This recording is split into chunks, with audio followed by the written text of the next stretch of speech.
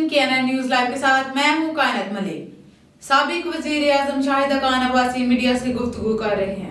रहीम शुरू करें जी बिस्मिल्लाहिर्रहमानिर्रहीम। आज इस हुकूमत के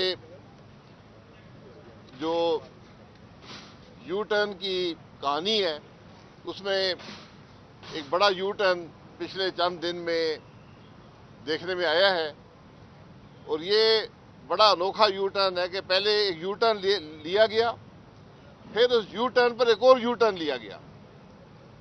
तो माशाल्लाह इनकी सलाहियत यू टर्न की बढ़ती जा रही है, और ये मामला कोई मामूली नहीं था। ये सूबा जनूबी पंजाब का जो दावा था ये उसकी बात थी। इस सूबा जनूबी पंजाब के लिए और भावलपुर सूबे के लिए एक रेजोल्यूशन पंजाब असेंबली ने पास किया हुआ है। जब ये हुकूमत आई तो उनके बड़े दावे थे कि हम सूबा बनाएंगे, वो तो नहीं हुए। तो फिर ये कहा गया कि हम जनूबी पंजाब में सेक्रेटेरिएट बनाएंगे। एक सेक्रेटेरिएट बना, लेकिन किसी अफसर को इख्तियारात ना दिए गए,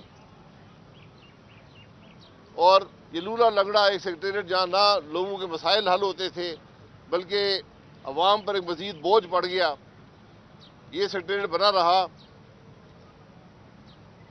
इसके बाद सितंबर 20 में और दिसंबर 20 में दो बड़े लंबे चौड़े नोटिफिकेशन जारी हुए, जिसमें ये कहा गया कि इख्तियारात दिए जा रहे हैं जो अफसरान जनूबी पंजाब में हैं। लेकिन हकीकत ये है कि कोई इख्तियारात ना दिए गए, और ये मामला उसी तरह चलता रहा जिस तरह पहले था। फिर 29 मार्च को एक नोटिफिकेशन जारी हुआ, जिसमें जो सितंबर का नोटिफिकेशन था 20 का, उसको विड्रॉ कर लिया गया, और साथ ही एक और लंबा चौड़ा नोटिफिकेशन जारी हुआ कि सूबा पंजाब में जो अफसरान हैं या जो सेक्रेटेरिएट है उसके पास इख्तियारात क्या होंगे। ये सब चीज़ें रिकॉर्ड पर मौजूद हैं, और उस नोटिफिकेशन में बहुत से वो इख्तियारात जो दिए गए थे सितंबर और दिसंबर 20 में, वो भी विड्रॉ कर लिए गए। यानी उस सूबे को इफेक्टिवली, उस सेक्रेटेरिएट को, जनूबी पंजाब के सेक्रेटेरिएट को इफेक्टिवली ख़त्म कर दिया गया। ये 29 मार्च को विड्रॉल हुआ पुराने नोटिफिकेशंस का 2020 के जो थे, और 30 को नया नोटिफिकेशन 30 मार्च को जारी हुआ, जिसमें नए इख्तियारात दिए गए जो अफसरान वहां पर रह गए थे।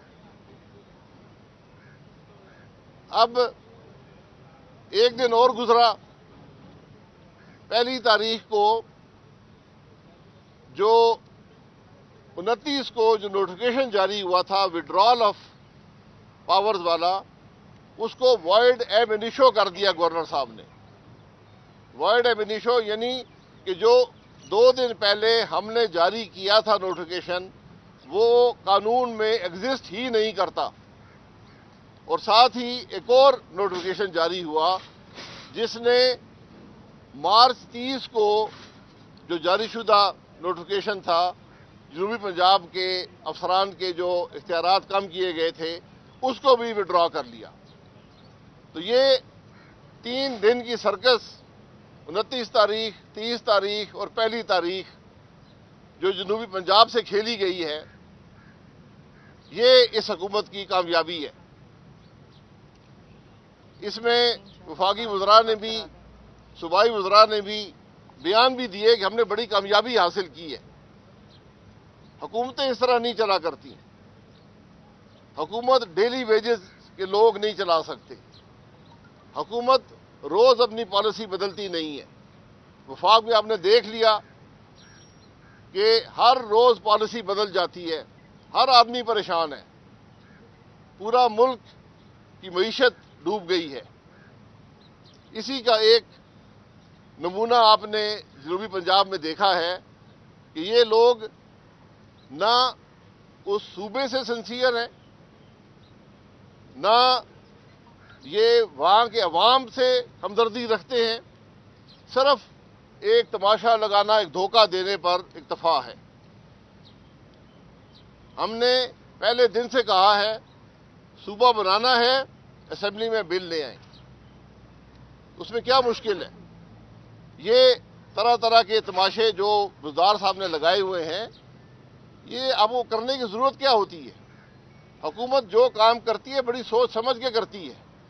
آپ 30 صفحے کے نوٹیفیکیشن جاری کرتے ہیں اور ایک دن بعد ان کو آپ کہتے ہیں کہ یہ قانون میں ان کی یہ ایگزسٹ ہی نہیں کرتے، وائڈ ایب انیشو ہو گئے۔ تو انشاءاللہ عوام اس حکومت کو وائڈ ایب انیشو کر دیں گے۔ یہ بزدار کی حکومت جو ہے، جو عمران خان صاحب چلاتے ہیں، ہفتے اور اتوار والے دن لاہور جا کے، اس کے یہ حالات ہیں۔ ملک کے حالات آپ دیکھ لیں، وفاقی حکومت کے حالات دیکھ لیں، پنجاب میں آپ دیکھ لیں، اور جو ان کی ہمدردی جنوبی پنجاب کے لوگوں سے ہے، جو ان کی نیت ہے جنوبی پنجاب کے بارے میں، آج وہ پورے پاکستان کے سامنے آ گئی ہے کہ صرف جھوٹ بولنے پر، عوام کو دھوکہ دینے پر، عوام کی مشکل میں اضافہ کرنے پر اور طرح طرح کے ڈھونگ رچانے کے علاوہ یہاں کچھ بھی نہیں ہے۔ تو ہم جنوبی پنجاب کے عوام کے ساتھ کھڑے ہیں۔ ہم آج بھی کہتے ہیں کہ اگر آپ مخلص ہیں جنوبی پنجاب سے تو قومی اسمبلی میں بل لے آئیں، پنجاب اسمبلی میں بل لے آئیں۔ یہ ریزولوشن پنجاب اسمبلی کا موجود ہے کہ جنوبی پنجاب اور بھاولپور یہ دو صوبے بننے ہیں۔ اس کے لیے آئینی ترمیم چاہیے، یہ بل لے آئیں۔ اس طرح کے تماشے کرنے سے نہ ملک چل سکتا ہے، نہ جنوبی پنجاب کے عوام کے معاملات حل ہو سکتے ہیں۔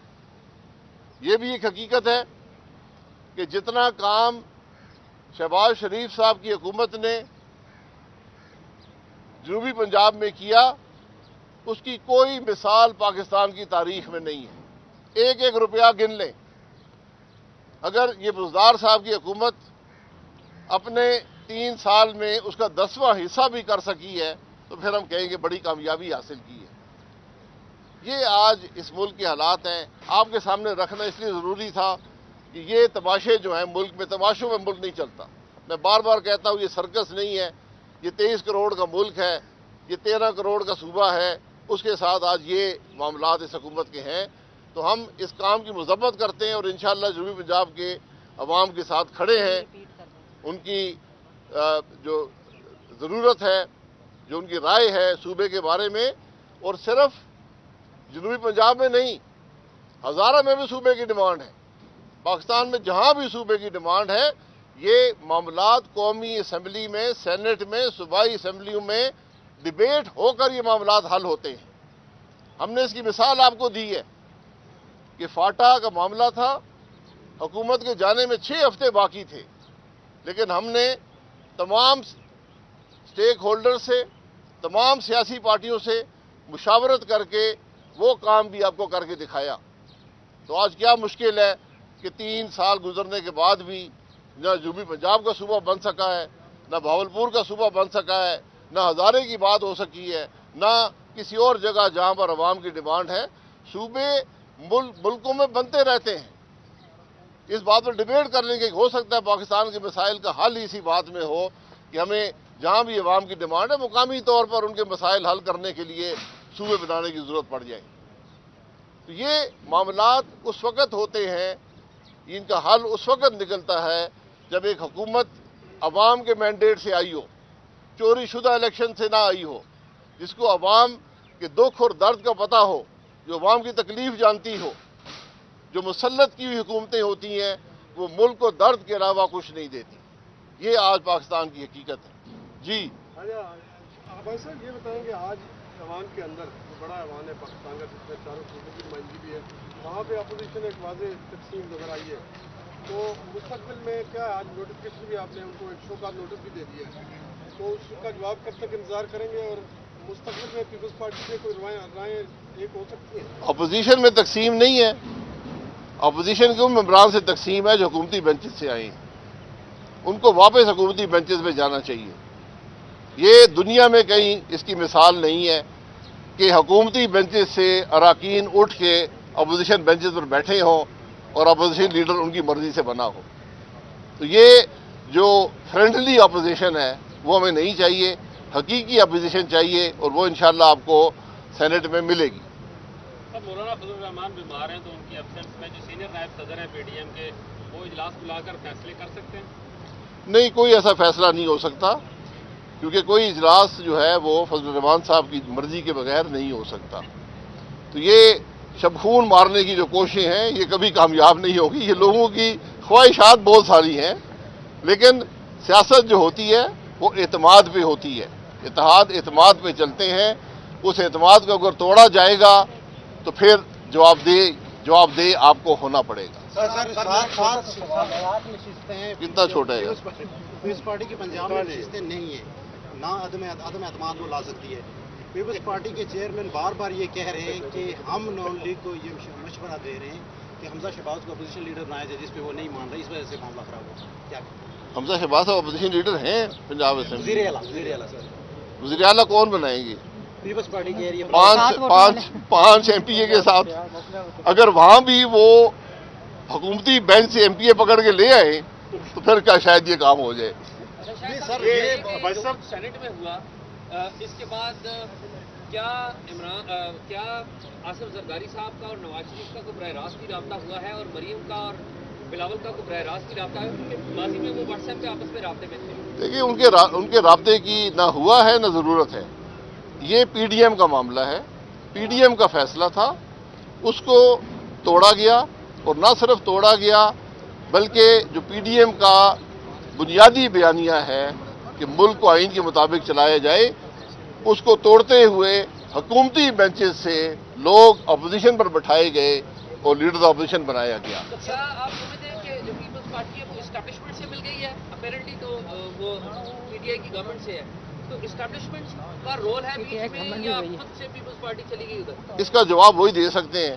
हमने तो 5 अरकान देखे हैं जो हुकूमती बेंचेस से उठकर, जिन्होंने 3 दिन पहले और 3 साल से हुकूमती बेंचेस पर बैठे थे, वो आकर आज अपोजिशन बेंचेस पे बैठे हैं।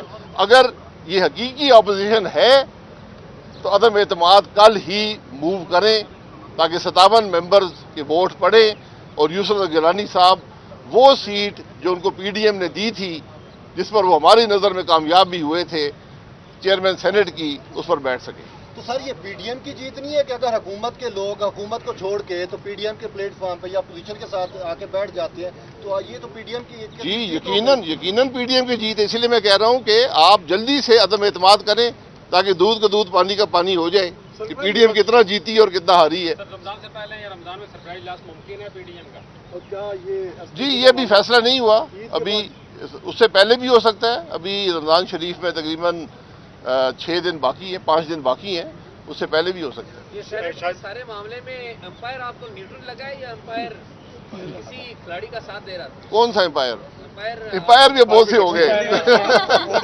अंपायर समझते हैं वो बता दें। मैं आपसे कह रहा हूं ना, यहाँ पर रवायत ये थी कि अपोजिशन बेंचेस से लोगों को तोड़कर गवर्नमेंट बेंचेस पे ले जाया जाता है। आज हस्बे जरूरत हस्बे जायका उधर से लोग यहाँ पर आए हैं, तो बाकी आप मुझसे बेहतर जानते हैं। भाई साहब, ये पीपल्स पार्टी की सफ़ों से ये बातें भी सामने आ रही हैं कि जिन लोगों ने इस्तीफों को मुंसलिक किया इस लॉन्ग मार्च के साथ, वो अभी तक इस्तीफे नहीं दिए उन्होंने। इस पर क्या तबसरा है आपका? इस पर ये अगर पीडीएम में बात कर लेना, ये पीडीएम के फैसले हैं और वो फैसला इस बात पर था कि सारी पीडीएम इत्तेहाद के साथ लॉन्ग मार्च करेगी और इस्तीफे देगी। वो ये भी कह रहे हैं कि जो एक तो आपने उनका एक मेंबर हराया और दूसरा ये भी कह रहे हैं कि लॉन्ग मार्च के खिलाफ साजिश की है। उनको बहुत सी बातें याद आ गई हैं, जो खराबी है उसको दूर कर दे तो मामला बेहतर हो सकता है। मजीद अपडेट के लिए देखते रहें CNN न्यूज़ लाइव, हर खबर तहकीक के साथ।